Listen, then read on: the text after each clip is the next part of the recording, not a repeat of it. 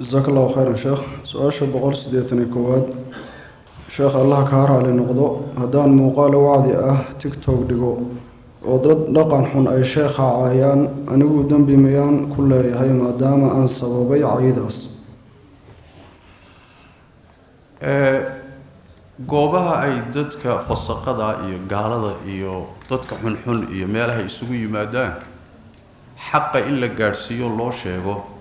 meeshooda loogu tago ama hadalka lagu gaarsiiyo waa sax ambiyadii rususha iyo ducaadii sidaa un bay ahaayeenoo golayaashooda iyo meeshay joogaan iyo bay ugu tagi jireen oo wax ugu sheegi jireen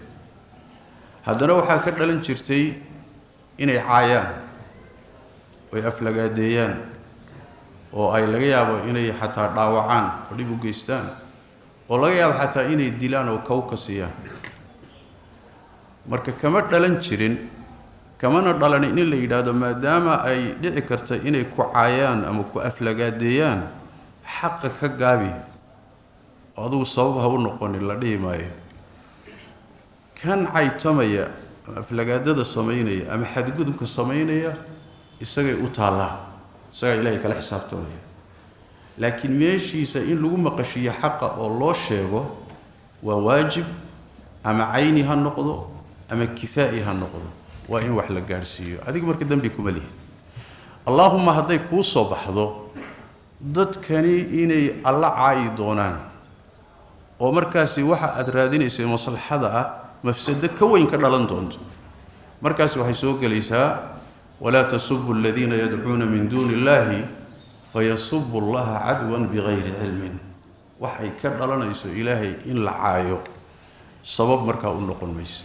waday u badan tahay in ilaahay caayayaan waxa la yiri asnaamtooda waxa ka sheegin haday ka dhalanayso in ilaahay caayaan